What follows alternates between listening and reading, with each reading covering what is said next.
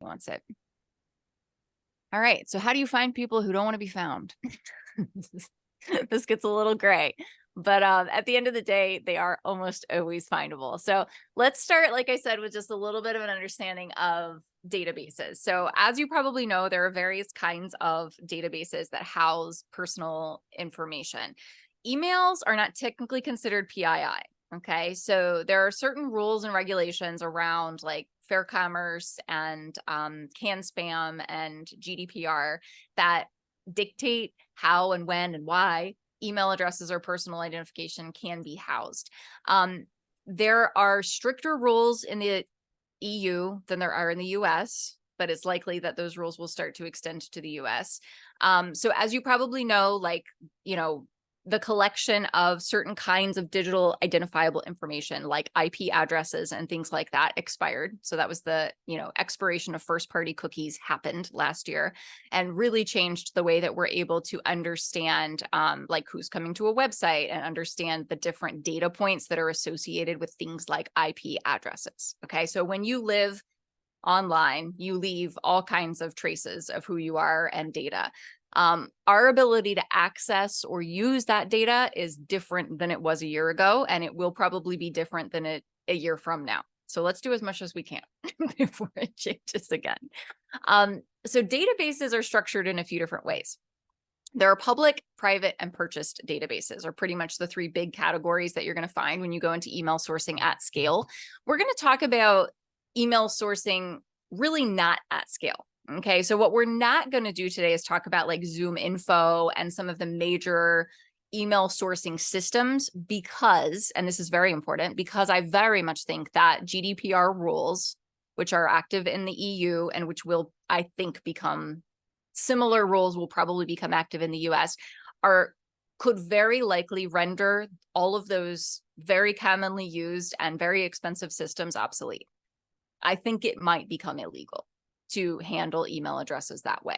So I would rather us focus on skills that won't become illegal, which is manually sourcing. Okay.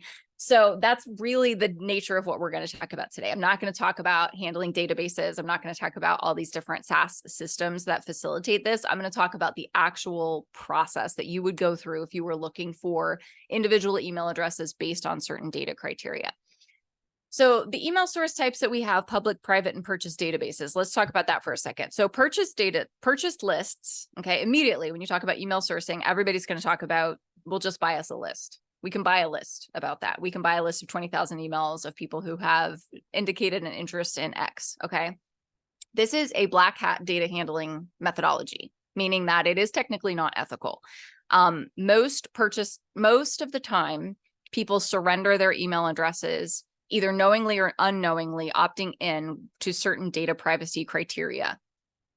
Most purchase lists are scraped without any consideration for what somebody has or hasn't opted in to receive and then resold.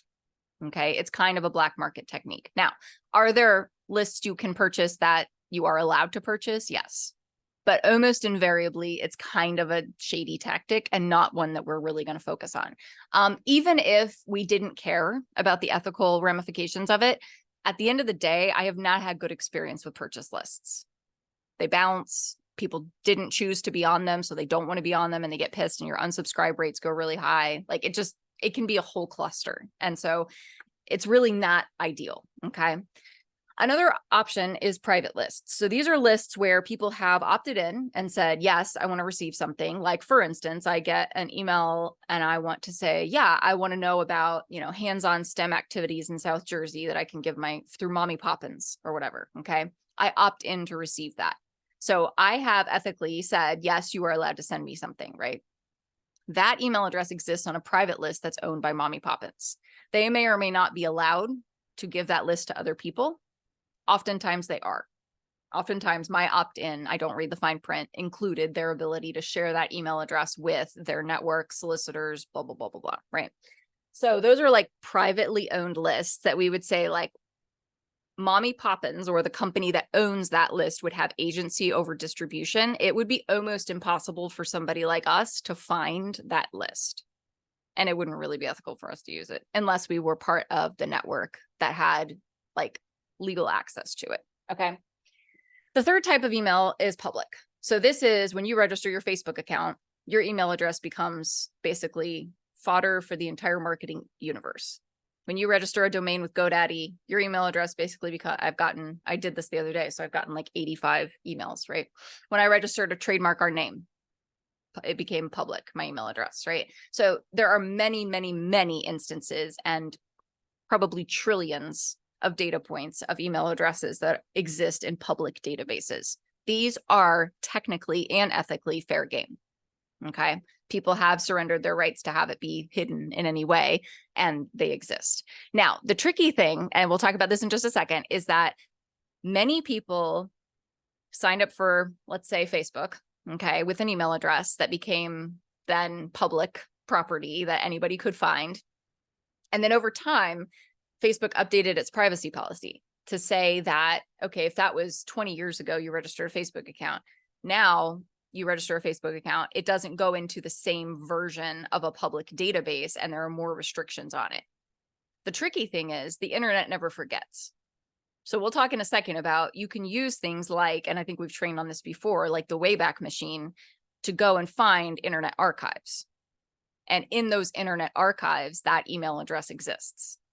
So even if people have opted in and done all kinds of like setting gymnastics to try to limit access to their data, that data still exists and we can find it. Okay. Ethically, should we? Let's not talk about that. So I'm just talking about, at the end of the day, what we actually have access to. Okay. And frankly, in searches like this, and when you're going through this process, you would have no way of knowing if somebody has tried to mask their email address since their original surrender of that data point. Okay. Like that would be an impossible thing to know. And then you would just trust that they'll unsubscribe if you send them something that they don't want. Because at the end of the day, at one point, they did decide to do something that affected basically that data point's transparency for the rest of their lives, because people don't realize how permanent the internet is. We do, because we know how to mine the internet for data. Okay, any questions about that? I just want to like quickly define those types of databases, because as we get into this, and as you get into this process, you're going to find lots of ways that you think you can do it faster than what I'm going to show you how to do. And almost all of those shortcuts put you into territory of taking something you're not supposed to take. And I just don't want us to do that. So that's why I laid out that first. Questions? Cool. All right, basic knowledge. So there's a very like don't overcomplicate this, right? And this is what Faith's really good at. She just doesn't overcomplicate it. And she's like, at the end of the day, where do people give up information about themselves, right? Almost always registration and employment. These are the two realms in which people surrender most of their information, because the trade-off is useful to them, right? So if I'm going to register for Facebook, I have to give my email address. If I'm going to register for Instagram, from TikTok, X, right? So that's why all social media platforms are extremely valuable email sourcing, because they have to have an email address associated with them in order to register. And I'll show you in a second how to hack the search bar of a social media platform so you can find an email address. Okay. So think about that, right? And then employment. So when people get hired, they get a branded email address. Okay. Which again becomes very easy to figure out because it's a standardized domain and it's a standardized naming structure. So if I look at Playwire's list of employment emails and I know that they hired somebody called Olivia Sala, how do you say your last name? Did I say it right? I can't hear you. Sorry, Sala. Yeah, you said it right. Like I'll never know. And I see that, okay, their COO is called Stacy Neese, and her email is sneese@playwire.com, right? First letter of the first name, last name @playwire.com. I can guess with a 99% confidence rate that Olivia's email address is going to be osala@playwire.com, yes. Right? Like, it is. Yes. And these things are very easy to guess, right? You just use logic. Like that's clearly how they're setting up email addresses. Then logically, that's what her email address is going to be. Okay. So that's just use logic. Like think about where people surrender their information, where people, I'm saying this like it's a really shady thing. Let me shift. Let's think about where people put their personal information and where it's available to you to find. And then choose your keywords carefully. So, you know, if you've taken any of our like courses on power Googling, you know that there are ways to Google that essentially hack Google, right? They give you a lot more. So you're not subject to the same search engine results page that the average human is, right? Like you get a much more specific return on your searches if you know how to use Google correctly, and if you use certain phrasing and formatting, which we'll talk about in a second with operators, which is exactly the next part. So the words you actually use to search are important. And then the format of how you search is important. And this is for any search engine. So if you think of search engines are everywhere, right? Google is a search engine, but so is LinkedIn, so is Instagram, so is X. Like all of these things have search capabilities, which means they're set up as large language systems, which are then indexed and have hashtags. And all hashtags are obviously is search criteria. So if you know how to crack the code of how a system of information is indexed, you can find pretty much anything. So today we're going to talk about is what the code is and how you crack it. Okay. Any questions? Okay. All right. So I'm going to kind of gloss over this part really quick because we're going to go into more detail and I want to actually practice. But, you know, again, if you are, the more digitally savvy you are and the better you are with search in general as a search user, the easier this will come to you, right? So Faith was never trained on power Googling, but she's a digital native who uses social media a lot personally. And so it was like, she already knew how to do it, right? Most of you already know how to do this. It's a matter of refining the skill so that you can get what you need faster, okay? So obviously when you search social media, you're going to use @ and hashtags. You already know that. You know, finding exact matches, you're going to use. So if you've ever done Google AdWords campaigns, you know the difference between exact match, phrase match, things like that. Okay. So it's just the nature of latent semantic indexing in Google. Okay. The fact that words are parts of families and words need to be in a specific order and they need to be put in a specific way in order to get what you want. Okay. And then you need to know basically how to format to combine searches and that how to search specific sites. Okay. I did put in this, which is a little bit of it's almost kind of like hacking into the algo as opposed to hacking into the index. But with certain social media platforms, LinkedIn included, you can use things called an X-ray string, which is basically like using a Google operator string in order to find email addresses. Okay, if they're publicly available. So you could conceivably use this code in the LinkedIn search bar, and we'll do it in a second, and see if you can harvest actual email addresses as opposed to just finding people's profiles. Okay, and you guys will all get this document afterwards so you can practice stuff. All right, so that's like big picture what we're about to go through one at a time. So let's first talk about Google. Okay, so everybody open Google. Let's pick a company. I guess we can use Playwire. All right. So in the search engine, you're going to use, let me find this, modified queries first. Okay. So modified queries are basically using the word or to tell Google exactly the nature of the things that you want and to ensure that it's not going to lump a bunch of information together. Okay. So or is a very powerful phrase, is a very powerful word for Google. Or tells Google something very specific about how you want the words that you're putting in to show up. So if we're looking for a specific person, okay, we could go into the Google search bar and go into and add this exact string. So you would enter like, let's say Stacy Willis plus email address or email address. Now, if I wasn't sure, or if I had some clue that Stacy had an email address on a specific email provider, like Gmail or HubSpot or something like that, I could also add or HubSpot email address or Gmail email address. But just for illustrative purposes, we'll just use the very simple query here. And then what it's going to do is it's basically going to find everywhere that Stacy's email address exists online. And that's what I'm going to find in the search engine results. So instead of Googling Stacy Willis, I Google Stacy Willis plus email or email address, and it's going to refine the result, right? So I'm not just having to like go into her LinkedIn page or go into her about profile on the company website. I'm actually getting straight to results that could give me her email address. And I would have gotten it on the first try because I would immediately be able to guess based on this what her email address is, right? It would be very obvious. So that's a really easy way to like cut to the chase.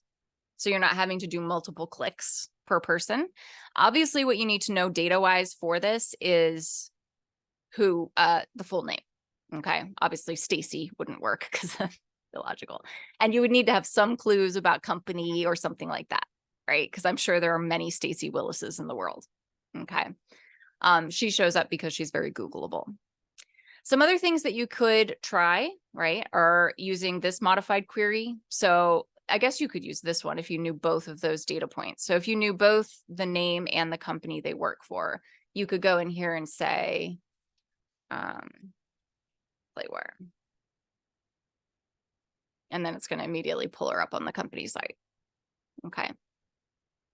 So those are just some ways to sharpen the Google process a little bit so that you're getting, again, like cutting to the chase a little bit faster.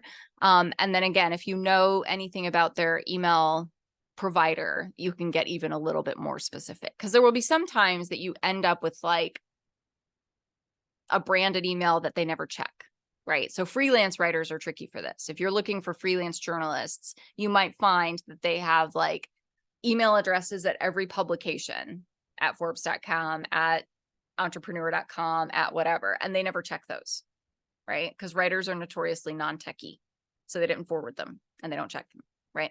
So you need to find the freelancer at freelancerswebsite.com, which is going to be their personal email address that they actually check, in which case this would be a really helpful way to do it because you're going to find multiple email addresses for them, not just the company they work for.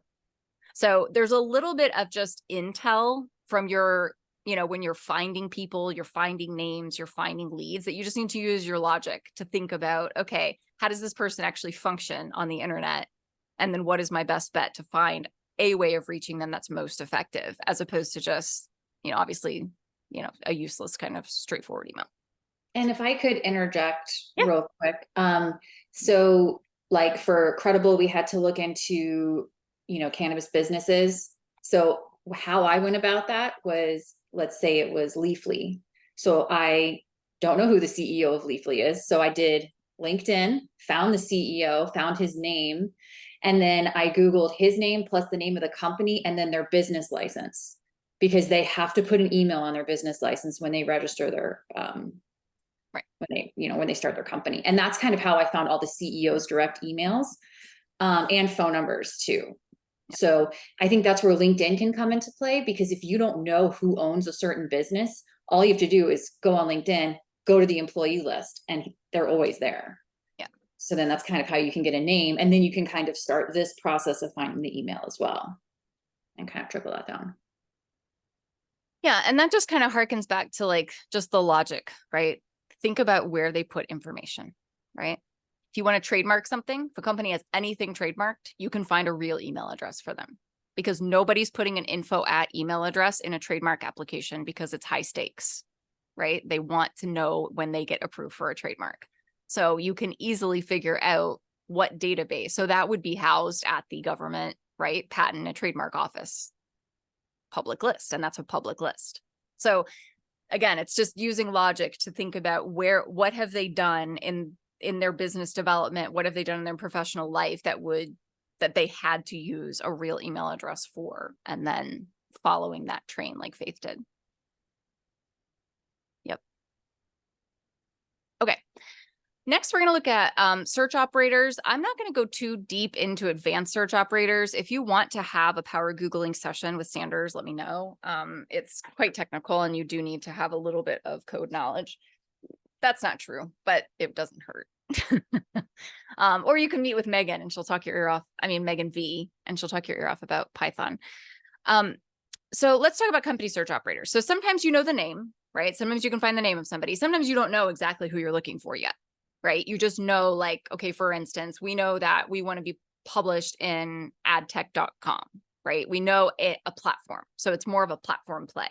where you're thinking about, okay, I need to find out who the decision makers are at a certain organization, or I need to find, kind of go at it from the company angle. So you would be able then, like Faith said, to find employee lists very easily. And you could do that on about pages. You could do that on LinkedIn. There's any number of places you could do it. But then what you would do is you could go in here and basically figure out, okay, if I need to know at playwire.com, I'm wanting to find Stacy Willis. So I'm just going to edit that string. And it's going to immediately bring up the highest ranking page for that. But right here, I see I've got a code snippet, right? So I can go straight into About Playwire. I can figure out where Stacy's information is, okay? And I can go in here and find her LinkedIn profile, but it looks like they don't have her email address here, which is a good thing. They shouldn't. So then you would just go through and figure out, okay, where else has she done stuff? So it looks like she's got mentions on the Facebook page. Bingo. So if she was a journalist, this is what I want to find. I want to find her page because that's the email address she's most likely to check. So I would go here and I would figure out what this contact information is. And then I would say, okay, so that's stacywillis.com. So I would go back here, back to my company thread. And I would say stacywillis.com. And then I would look for her email address on that website. And she may not have it, but looks like she still doesn't. Now, to be fair, Stacy's very tech savvy, so she's probably not going to do this. So we could guess. We could say it's probably Stacy at stacywillis.com, right? But she's done a good job of hiding it. Point being, most people don't do a good job of hiding it. So you could look many, many, many of these variations of things, and one of them you'll probably find enough of a clue. Okay. So same to name modifiers. You can do company search modifiers if you know the company website URL, which is almost impossible not to find. It's very easy to find. Advanced search operator really goes down to like the metadata level, trying to find stuff. So we'll skip over that, but you can let me know if you want more training on that. Does anybody have any questions so far? So that's pretty much the Google element, right? So at the end of the day, it's just a shortcut. You already know, you have to know something about what you're looking for, but then you kind of shortcut the process by putting in those modifiers. Any questions about Google before we move on to other ways?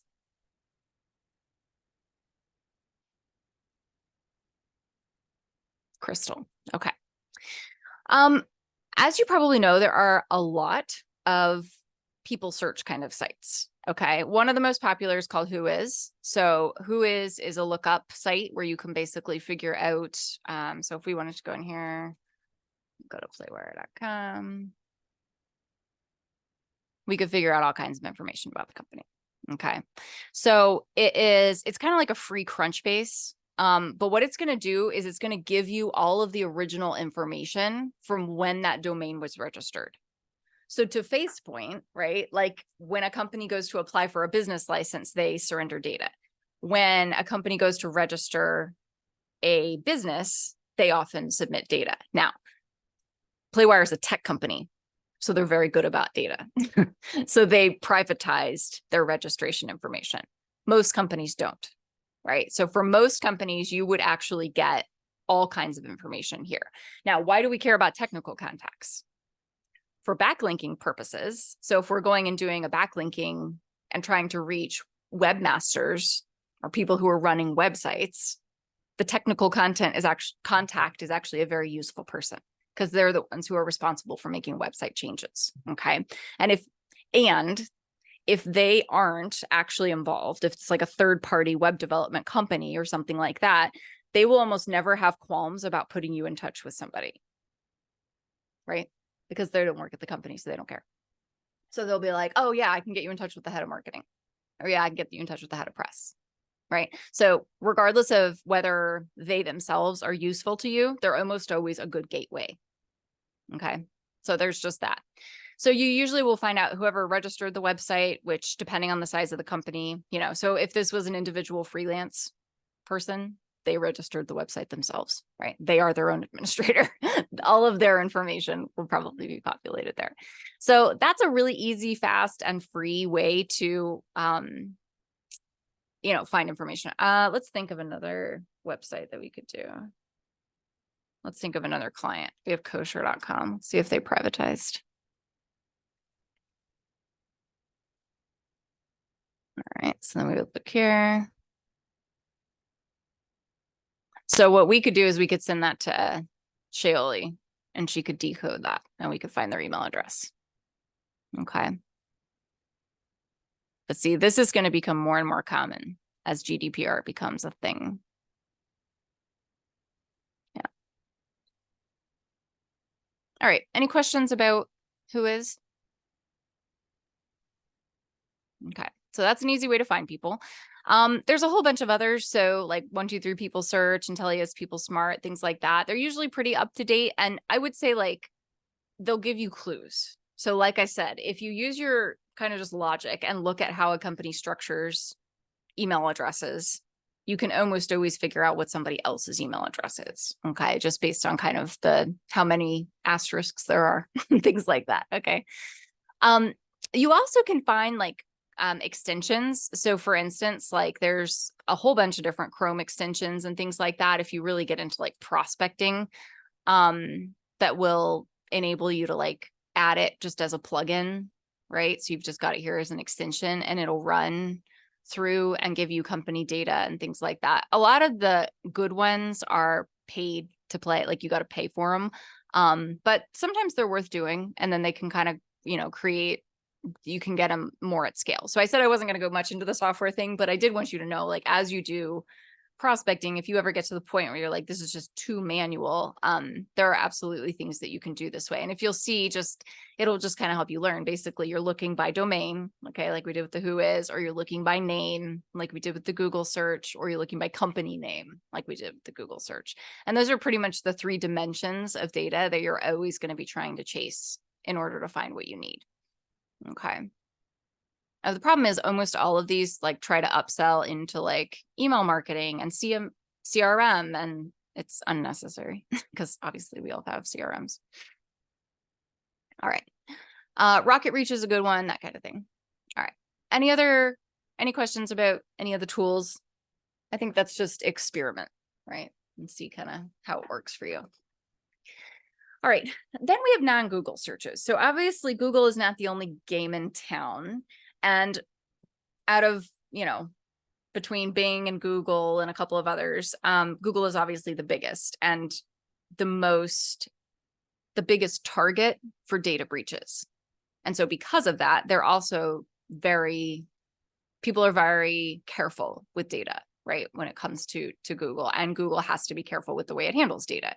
Now, when you get into some of the smaller players, you don't really have the same issue. So for instance, DuckDuckGo is one that's kind of notorious for being easy to find information on. So it's an actual like search engine that you can download. And then you basically go in and you run an exact match search for the domain name of something. And then you should be able to find email addresses that are attached to that domain. I won't illustrate it because I don't want to open DuckDuckGo right now, but it's very easy to do. And so it's kind of one of those, if you're striking out on Google and you're finding a lot of redacted on Whois and you just like can't find somebody, just go on DuckDuckGo and because it's tapping into databases from a different direction and it's not coded by Google. So it's not subject to the same data restriction policies as Google. Okay. The old workaround. Okay. Let's get into the human point a little bit. So another way you can get email addresses is just by asking. So there's a big like non-douche factor that I would like to purport as we continuously improve our email gathering tactics. Don't be a D-bag about it. Like, don't pretend like you're not trying to find it. At the end of the day, we're not spamming people. We're trying to give people either an opportunity to have an expert weigh in on a story or, work with a business that we believe in, all that. Like, we're not doing giant buy 20,000, email addresses and spam them all with random sales collateral, right? This is real. Like, we're making this as human and personal as possible, reaching people who we think want and need what our clients have to sell. So if you feel like you get onto a website that looks like a somewhat small company. So I would say SME, so small to mid-size enterprise. And you're like, I can't find any of their email addresses, right? They may be a little hesitant about data sharing, and you don't really want to go the workaround route of like finding it without their permission kind of thing. Just ask. Like, podcasts are great for this. Okay. So sometimes, most podcasts, you have to submit like a generic form that goes into some random administrator's inbox, and you like never reach the host. A lot of times I find it's better to just submit a contact form and be like, is there anybody I could get in touch with about X, or about a special episode about X, or about a partnership with Y, or about a co-branded opportunity for Z? Like, sometimes it's just better to just be honest about like what you're looking for and why, and then ask them to give you an email address. And if you're kind about it, and you're human, and you're normal, and you're not weird and robotic, and they don't think you're a spammer or a cyber criminal, they'll usually give it to you. Like, they'll usually be like, yeah, I mean, you can get in touch with so-and-so, and here's the email address. Or they'll say, no, you can only go through the form. You say, okay, well, just wanted to ask, that kind of thing. So sometimes it's as easy as trying. So like, if you could only ever find an info at, which we know is useless, then a step further would be go in to a contact form and just be human and ask for an email address. And if they say no, they say no. I mean, in this, most people will say no to you all the time. So you have to get used to that. Okay. Last couple things. So before we get to practice, I want to do validating and troubleshooting really quick. So even if, so like Faith and Olivia, you guys have collected like 300 journalist email addresses. Yeah. So it goes into bounce land at any scale, really, right? Where people change their email addresses a lot. Domains expire. We're living in a world of mergers and acquisitions, like companies die, all kinds of things happen. There are plenty of reasons why email addresses that were good even 6 months ago aren't good now. Sending a lot of email addresses that bounce is obviously a huge problem for your domain health, and it is discouraging. So there are plenty of free tools you can use to run lists. So, if you're doing list management at a certain level, right, even if it's just a few hundred, or like we have with Credible, like I think we have 20,000, you have to do list hygiene. And so part of the list hygiene is just validating if it's a good email address or not. And there are tons of free ways to do that, or very cheap ways to do that. And basically what it'll do is it'll say like, these are all bad. These are mid-level. They may or may not be bad, is usually how any of these will rate them. And then these are green light. Like, these are fine. You can send these. Okay. And that'll just ensure that you don't inflate your numbers, or you don't fill your list with emails that are going to bounce. Okay. Because that is very possible to do, and it's not something that you want to do. It'll also help you, like, as you run email lists through these tools, to start to memorize certain addresses, companies, domains, things like that, that are just old or bad, and you'll stop looking at them, which is good. Okay. And then the last thing is troubleshooting. So we talked about this kind of throughout, so I won't go into too much detail, but basically, like, what if you can't find anything? Like, what if you look and you can't find anything? As you guys know, like, this is an efficiency play. Like, if you can't do it fast, move on. Like, it's not, you can't linger, you can't agonize. You have to have, like, you either find it or you don't within seconds, minutes. If there are, though, like, emails, every so often you'll have a client who's like, I know that if I can get a conversation with somebody in leadership at this company, it can turn into an opportunity for me. So if you're doing email sourcing for that kind of thing, like for Jean from G Squared Faith, like at that level where it's like, my ICP is extremely limited. I know exactly who I'm going for. I know what their titles are. I know what companies they work at. And those are the people we want. And those are the people you can't find. That's when you troubleshoot. Otherwise, you just move on, right? If it's a journalist, move on. If it's a podcaster, move on. Like, I don't want you to linger over anything like that. But if it's somebody that you say, like, this is high value and this is actually a potential opportunity, and the client has indicated like a really high level of interest in this, then you need to troubleshoot. Then take the time. Not a lot of time, but some time. you can use the Wayback Machine. So you've probably all used that before. It's just basically looking in the Internet Archives. So you go back and you figure out what the history of a domain is, because a lot of people now, like Playwire, we should look. Let's look.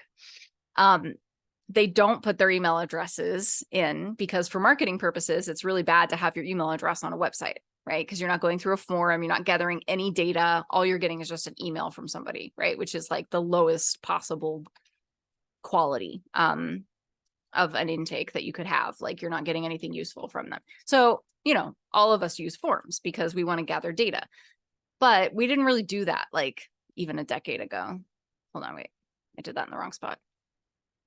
All right, let's go to the, so what you'll do is you'll pull up the Wayback Machine, you'll enter the URL, and you'll look at the history of the website. Now, as long as a company hasn't changed their domain, you'll be able to see every version of that website that has ever existed, okay? And usually, historical versions of websites, oh, you guys did change your domain. Okay, then. Historical versions of websites usually had email addresses, okay? Oh, wait, here, we can go back to 2004. No, we can't. Let's see. I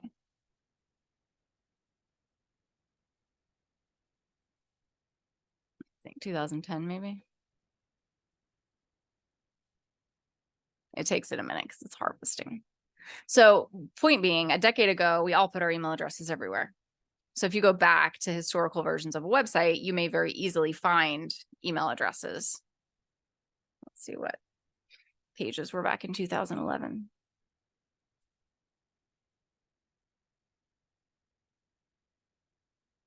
This is what the Playwire website used to look like.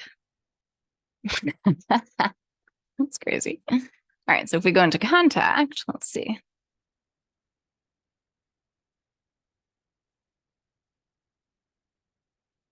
It looks like they had a forum. So we might go back even further, right? Or sometimes in about, let's see, let's just go. Developers, contact. They didn't have about. So what I would do is I would go back and find a version of the website that had about. That's your most likely, probably where you would find an email address. Okay. So that's really all you do is you kind of plug in the website, go back to an historical version of it where you think they may have, it's old enough that they may have actually posted email addresses, go to the contact page, go to the about page. Those are the two pages where people would have posted email addresses usually. Sometimes they'll do it in the footer too.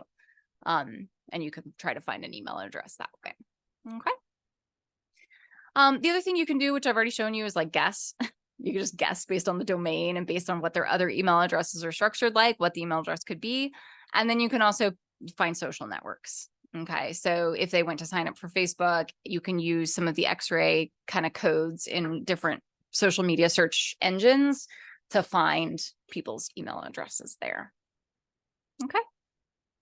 Any questions about any of that? And then we'll practice for a minute. Pretty straightforward. Okay. So let's pick a company and we're going to go find their emails. All right. So let's pick one of our clients. All right. So let's pick Oasis, which is one of our clients. Okay. So if we go, let's say, I'm going to assign this to you.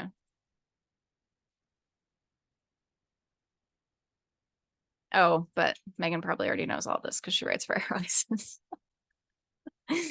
All right. So Oasis, I want you to find, let's see, Faith, find the CEO's name and email. Megan, you know that Joy and I used to nanny for the owners' kids of Oasis. Of Oasis? Really? Yeah, we were like, I was in high school. Oh, Yeah. wow.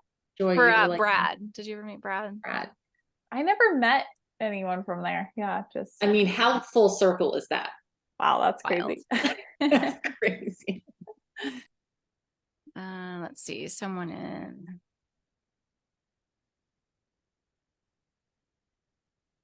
All right, here's who I want you to go find. All right, so take a minute, go to either aeroasis.com, go to their social profiles, try to find the name and email address of whoever I assigned to you.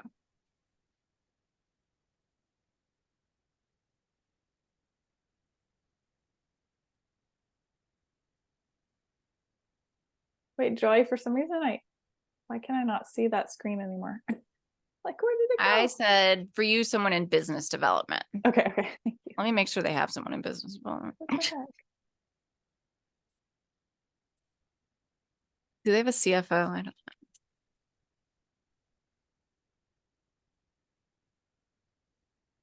Oh yeah, they have a bunch of people in business development.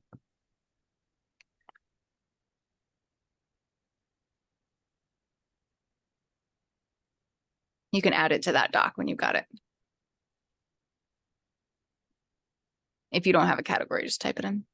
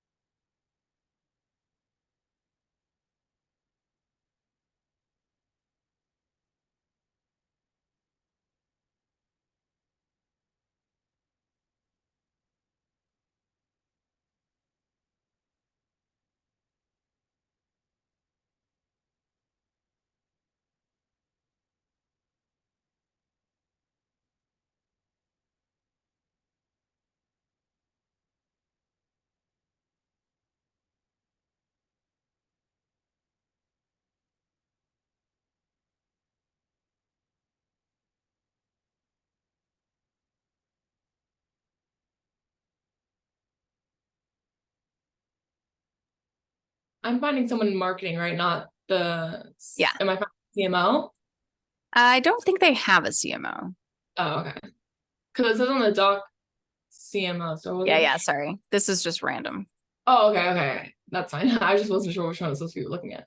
Yeah. Just add in whatever you got.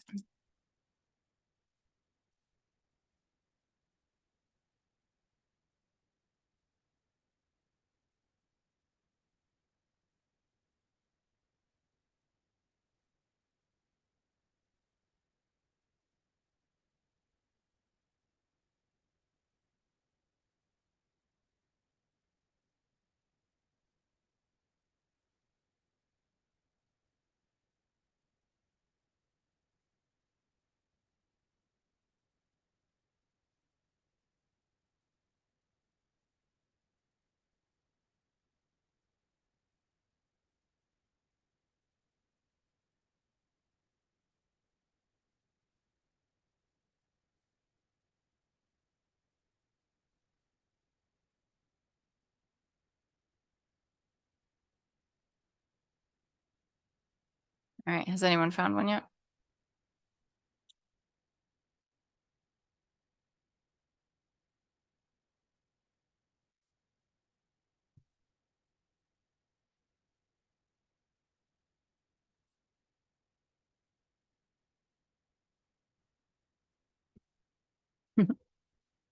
Faith, this isn't fair. You need to also find their social security number. Divorce records. Good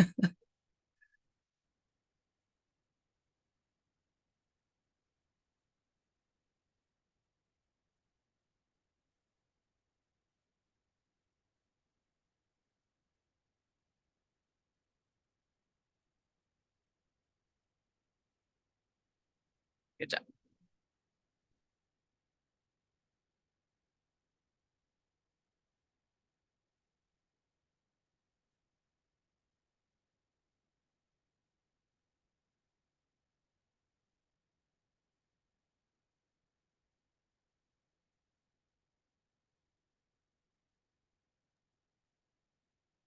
So I don't know which one of these you can which one you consider business dev. Yeah. This line. Whichever. I just had general titles in there. But because of they have a limited C-suite. Yes.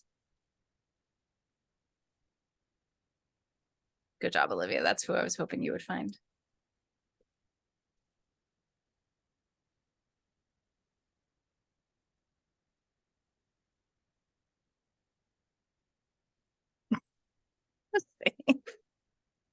Show off.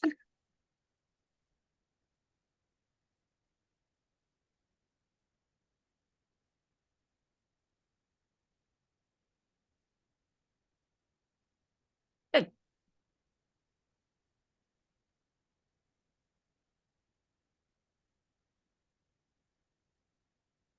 Yep, that's good, Megan, because he's an SVP.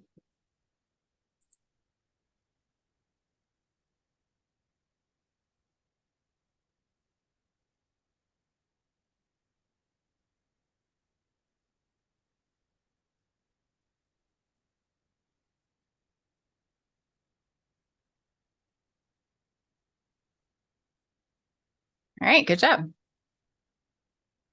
All right, talk us through it. Who wants to volunteer what they did?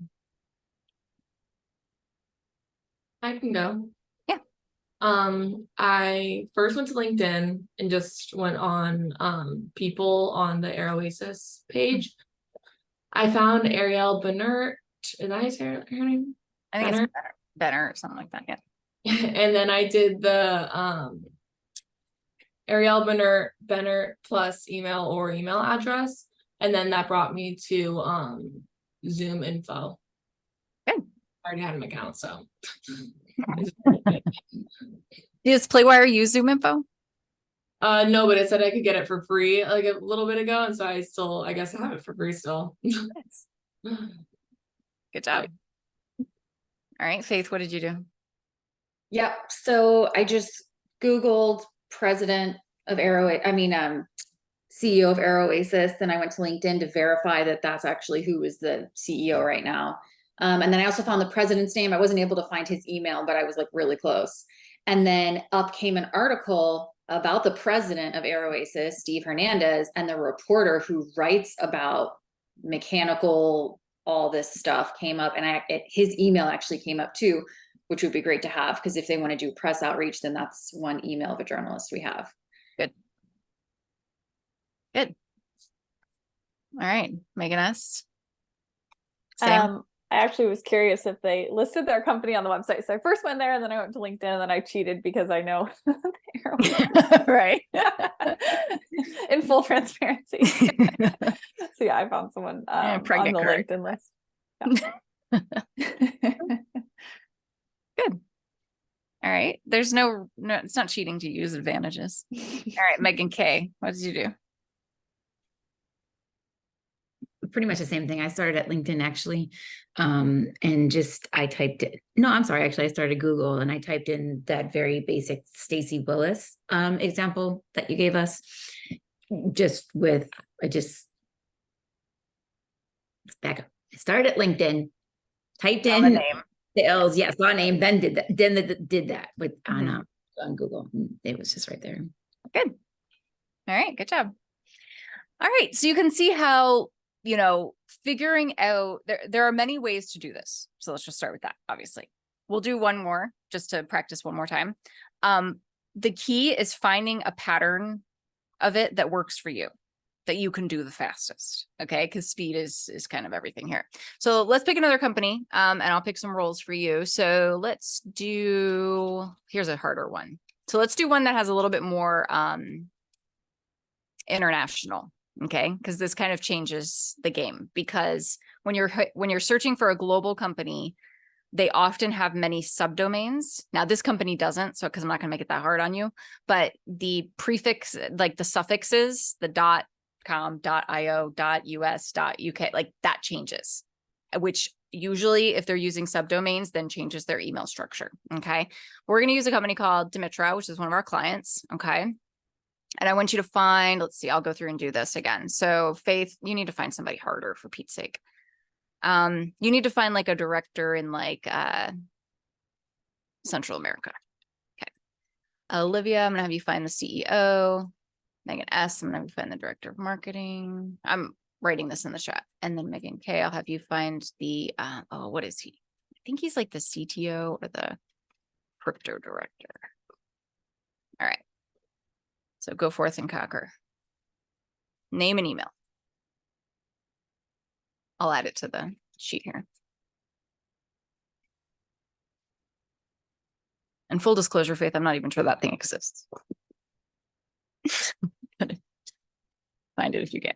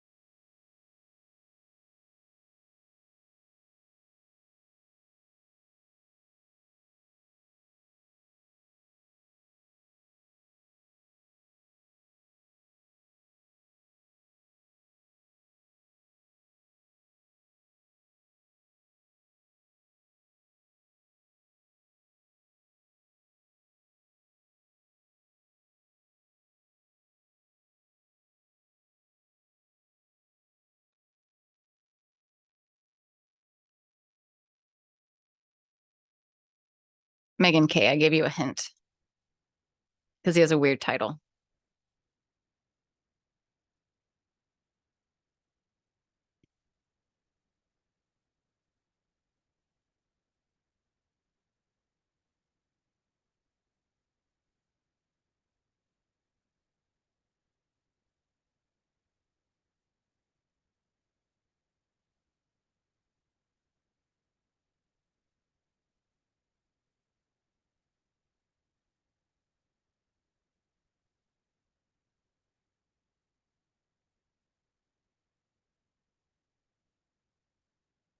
All right, good job. I'm adding this to ClickUp so you guys have it.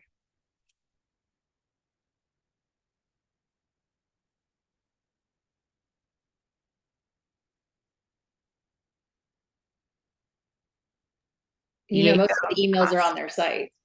Yeah. I went through like 3 different platforms to realize that it was on the site. But it's tricky because they're not all a consistent format. No. Right. That's why I was trying to get the right one. Yeah. So he's Mike Mike, Muir. Mike Murin. Yeah. Murin. I literally just Yeah. clicked Well, on and it. I feel bad. If you don't know crypto, you don't know what's called digital currency. So it's like a thing. If you Okay, write it out, in my head. absolutely. All right. Well, good job, guys. So, like I said, you can kind of see like some of the shortcuts I think will be helpful to you that we went through today. Are there any questions? Because I know we've all got hard stops, so I want to let you go in 2 minutes, but any questions or any explanation of that's a good call out, Faith, that you found it, but it was an inconsistent format, which again is usually very typical of a global company. Yeah. Any other thoughts as you explored that would be helpful for the group or questions? I mean, for me, if I was searching specifically for this and I saw that all those emails were accessible on the page, I would have put all of them in the spreadsheet just to have them. Yeah. Because I feel like more information is better than less. So, why not? Because who knows, down the road, they might want something else from the marketing team in Europe or something, so. Absolutely. Yeah, whenever you find something good, save it. Because you'll always want it again and you'll be like, oh, where did I see that? Yeah. Which is part of why our spreadsheets for this are so extensive. All right. Well, thanks for coming, guys. If you have any other questions, let me know. I just uploaded this into ClickUp, but it just occurred to me, Olivia, you're not in our ClickUp. So I will also Slack it to you. So you've got it if you want to use it next week when you're doing stuff. Be great. And then, yeah, if you guys have any other questions, just let us know. And then in the random channel right now, there's like this really funny thing I found today. It's not funny. That's the wrong word. It's like a quiz about your like compliance personality style. It's super interesting. Courtney, the CMO of Fresh Try, and I took it this morning. So go have fun if you want to learn more about yourself this afternoon. It took me it's like 10 questions. It takes like 5 minutes, but have a good rest of your day and a good weekend, and we'll talk next week. Bye. Thanks, guys.